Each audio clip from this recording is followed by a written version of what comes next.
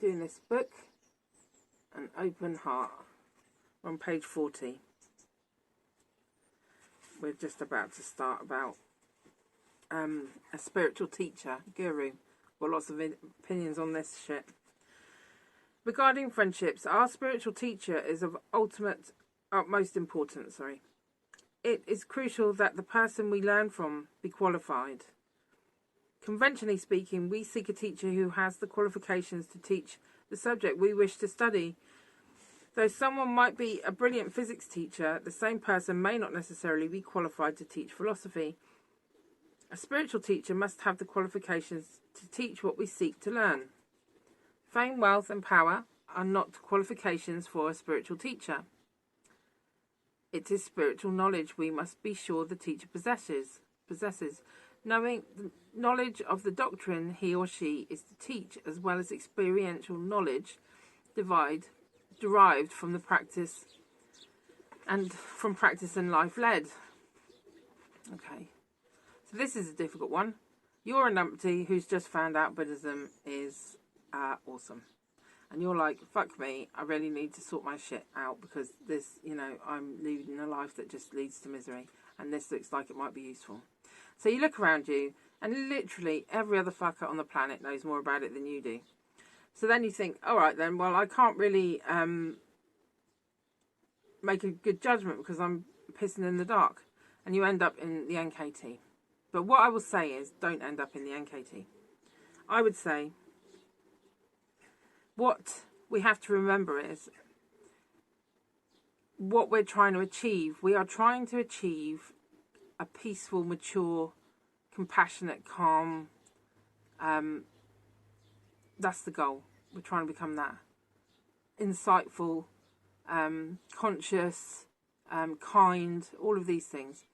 So just because someone knows the words and has been given a book that they can read out loud, like me, except for I'm self-nominated and I am not a teacher, it doesn't mean that their inner qualities are there, okay? So what you have to spend a lot of time doing to be able to find someone who can help you move on is working on your own inner qualities, your own understanding of what is kindness, what is love. I mean, what is love? You could be there all day with that. I mean, it's a humongous subject. What is honesty? You have to find out all of these things for yourself and decide what you feel about them.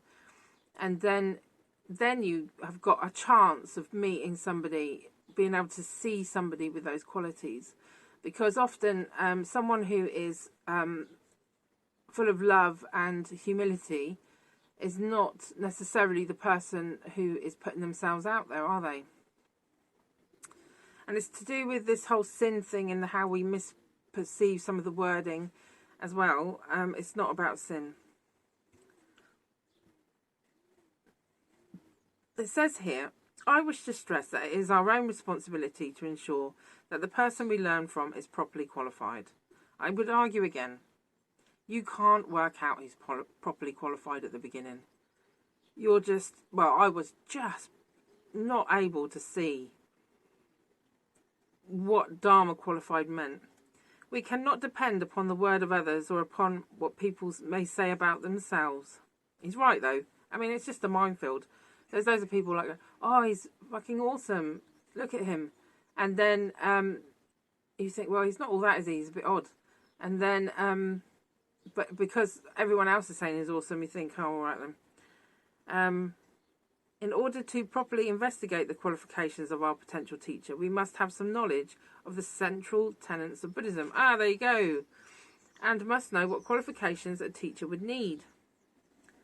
We should listen objectively as the person teaches and watch the way he or she behaves over time. It's definitely how they behave.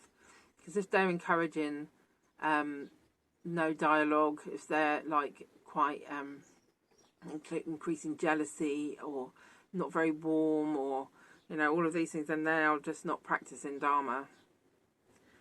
Through these means we can determine whether the person is qualified to lead us along our spiritual path. It is said that one should be willing to scrutinize the teacher for as long as 12 years to ensure that he or she is qualified. right, so this is, you meet the Dharma, you think, wow, I need to know all about this. Some people do, I did. And then you rush in, you think, oh, you'll do, because you've got like a doorway to all of this. And he's saying here that I should have waited 12 years before I decided. So that would mean you don't necessarily need a teacher at the beginning, wouldn't it? I don't think this is time wasted.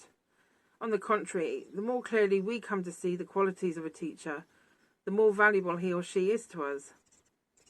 Also, the more you start to see these qualities and you've got clear about what these qualities are, the more you have them in yourself. So, you know, if we are hasty and devote ourselves to someone unqualified, hello, that's what I did, the results are often disastrous. So take time to scrutinise your potential teachers, be they Buddhist or of some other faith. Right, that was a quick one. That's the end of that chapter. Next chapter is, meditation, a beginning. Let's see if I can get any insights into that. That's been quite interesting to me, that. Because he's so grounded, this guy. Considering his, like, sort of like economic structure in his tradition is based on monks and nuns and teachers, and there's this whole, like, thing.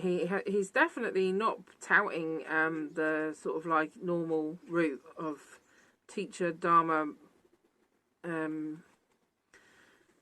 sort of the financial vehicle of it all, because it does rake in some amount of money, Buddhism.